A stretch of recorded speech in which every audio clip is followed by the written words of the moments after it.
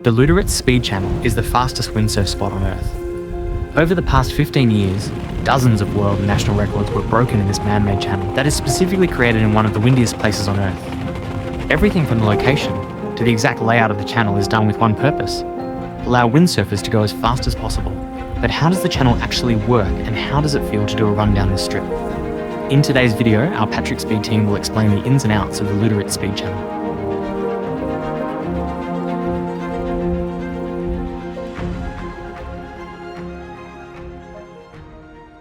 Okay, we are here at the famous Luderitz speed channel. It's day one of the speed challenge, but it's not really windy, so we have plenty of time to do a little channel walk. In between of us we have the famous Eddie. He's the master of disaster of the channel. Can you say some words how you build up this beautiful channel? Yeah, it wasn't easy. We started like the wall broke on April. Somewhere there. Okay. Then we tried to fix it. Then from April we stopped a bit. Then from there we started like on August, September there. Yeah. To start like Rafi sent me the SMS that no, you have to start. So then he sent me the plan. Then we started now with the plan. And then I have to make the sticks. Yeah. So I sent for the line. Then I sent to Rafi. Rafi approved it. Then we started. Some people, they were even telling us that no, you won't, we cannot do it.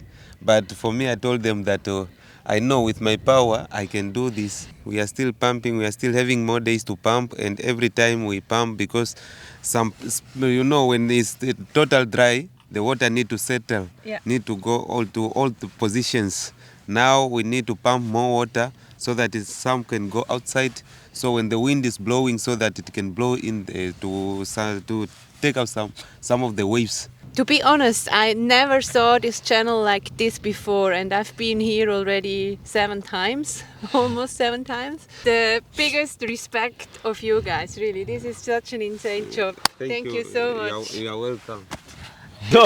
So now we're gonna start to walk the channel to see where all the depths are, that the depth is good, that there are no shallow parts, to see where we can sail, what's the best option to sail, where we best take the corner, how deep it is, and to feel the channel already before the wind is coming. Yeah, we're gonna step into the channel now, and we try to take you with us and explain you every special part of the channel, how it works and why it works like this.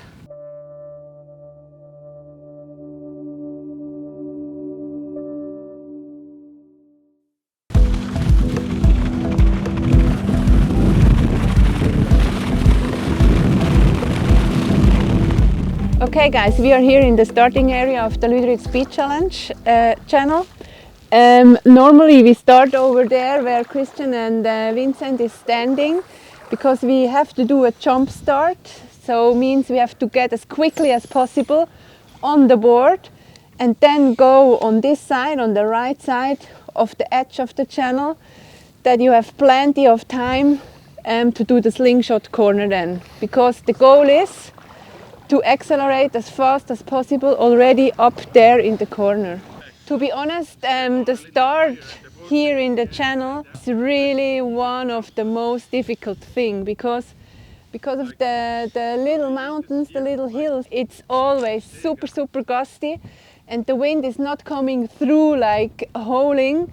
So it's really gusty and much more light than on the course afterwards. So starting is really one of the, let's say, worst thing here in the channel. And it's also one of the worst thing because you destroy the most of fin exactly here. Because if you are not able to start quickly, if you start into a wind hole, you get on the ground and the fin is destroyed. So that's why we are bringing almost 20 to 30 fins. We're gonna walk now to the corner, because the next important thing is the slingshot corner now.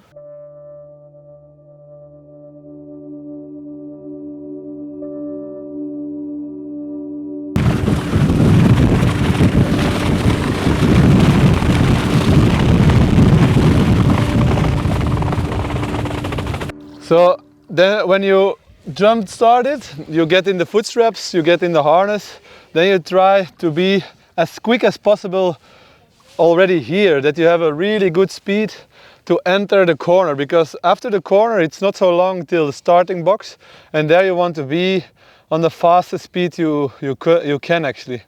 So yeah, here you have to brace yourself, tension all the muscles you have and hold the sail, because the gust is hitting you and the acceleration is insane. Yeah, this is really one of the most important, let's say, millisecond of the whole run, because here you have the most power in your sail and you really have to push everything yourself and the gear to go through this, because you are overpowered always here, totally overpowered. Yeah, it's super important to go as quick as possible. The entry speed is where you win everything, I think. The faster you can enter the corner, then you can accelerate from there on, and the acceleration will be even higher to a higher speed. Otherwise you need to cover too much speed to be on the fastest run, especially when you want to do a world record. Until now it's super deep.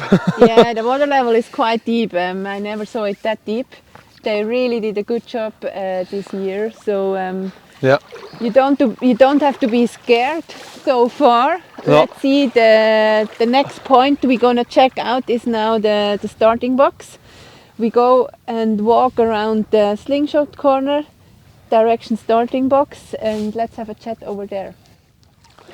I think we will not destroying fins in the starting box this year.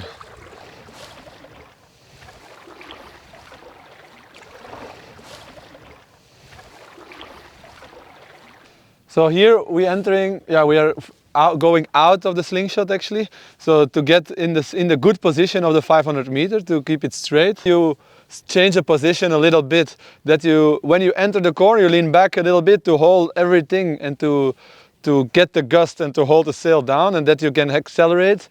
Then you have to switch a little bit the position of, to go really downwind and hold this position for like a little bit more than 500 meters.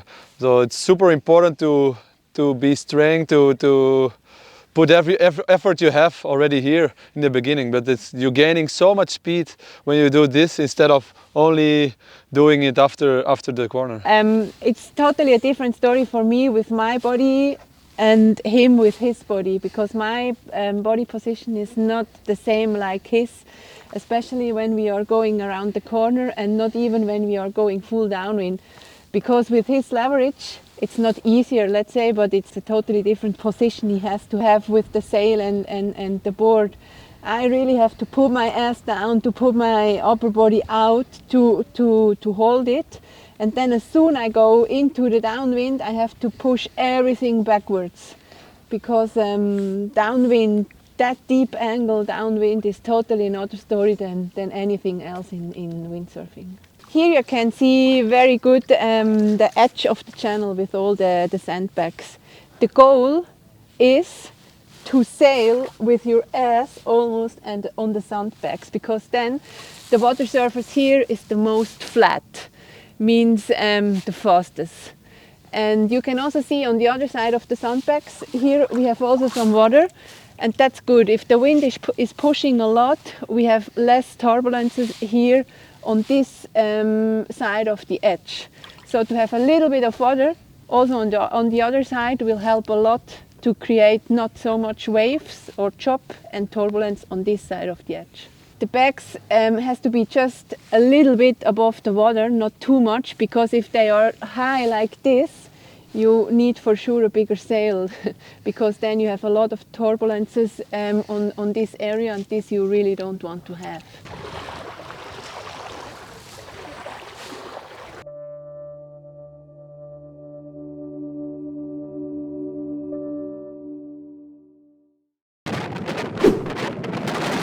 So after the Slingshot and you accelerate, you finally enter the starting box. So the first point, from there on, the 500 meter and 501 meter starts. So from there on, you want to be really on your highest speed, and then you try to maintain it, or even get higher if it's possible. That would be the best. So there you see the box, will be a camera inside, and then you have this pole on the other side that's in line with the camera, so they can really have a correct way to see how fast you go. So they align it with your head or with the board or your shoulder. I don't know how they do it to see and to make it 100% correct the timing. From the starting box, we go now into the middle of the channel. And normally here in the starting area, it's super windy until in the middle of the channel, and normally you always have a hole over there. I don't know really why, but always in the middle of the channel, you have to watch out not to oversheet, just hold the position and really be careful with the sail, otherwise you lose speed. It's so straight, so I never saw an edge of sandbags all the way down like this. It's really looking super good. Never that good before, I think. The guys did a really great job. Well done. Thank you. Thank you.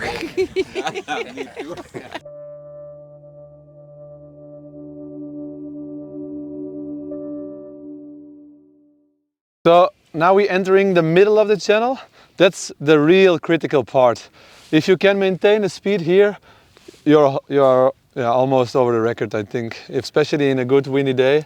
Here you enter somehow full speed, and then the wind drops a little bit, like a little wind hole, because you think 500 meters is not so long, but it's quite long when you're going. So there is always a little wind hole. If you can maintain the speed and don't try to oversheet, and that's what a lot of times happens, that you oversheet and then you lose it all actually. If you can maintain here and you go over halfway, then normally the wind gets pushed again and you get another gust, so to have accelerating again. Well, he said 500 meters is such a long time. Long means around 20 seconds, 19 to 21 seconds. It depends how fast you are on the channel, and on 20 seconds a lot can happen normally. If we are here, we've done already around 400 meters of this 500 meter length of the channel. You can see at the end the finish box. Normally here the wind hits once again super strong. So after almost oversheeting, you really have to be prepared once again for the last part for really a strong gust. Yeah, the muscle gets pain and you have to hold on for the last 100 meters. That's super important to don't lose it. When I did almost a record, I think I didn't got the wind in the end, and then I lost everything in the last 100 meters. So that was a shame. What's also one of the things here normally the channel begins to be a bit choppier, because the wind is blowing this way, means the water can build up a little bit, and as he said, you get tired here, so really you have to be focused the most here until the finish. And the finish box you cannot see. When you are fully locked in and fully focused, you will not see the finish box. And that's why it's super important to have a big flag over there as well, because as soon as the flag is passing, then you know you have to stop.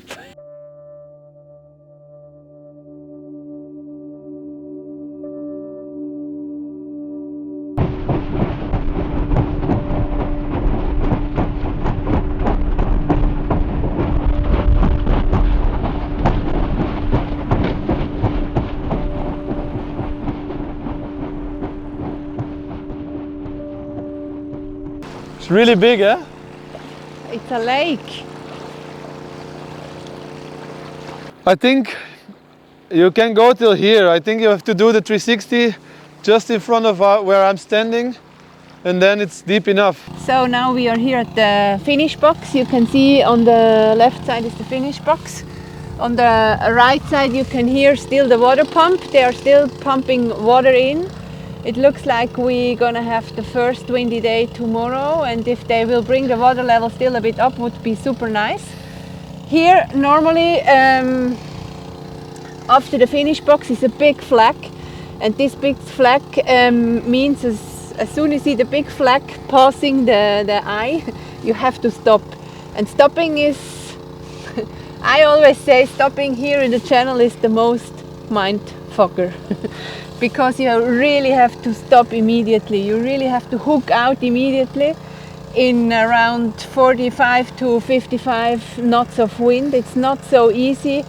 Full speed, hook out, and I stop always with a 360. I hook out and I fully push the sail down, and I push the sail into the water and I stop with a 360.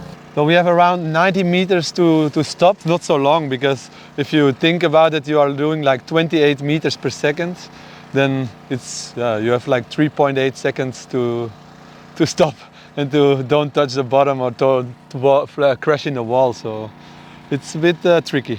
That's the most scary part on the channel, I think. To going fast, it's okay, you can do it, but to stop in this little area, it's becoming so fast, so shallow, you don't want to break anything. What I do, I try to unhook, put the sail as low as possible directly, and then I'm learning also to do the 360. Before it was not really needed, but maybe this year we needed to do it, and I will try to do it in the lighter wind days to learn it. Here we come to an end of the channel. Then we just have to do the 360 or the S to stop here and then walk out of the channel. So I hope we make it. When it's a bit more water, then it will be fine. And let's hope we can race in the next 2 days. So the next days will be a bit wind, should be enough for the channel. So this stopping thing here is for sure one we have to practice a lot in the lighter wind days. And after stopping here, normally a car is waiting over here with a trailer. We just go out with the gear, put the gear on the trailer, go back to the start and do it again. Follow us on our channel and let's pray for a lot of wind and fingers crossed for the world record. We give you some more updates next days.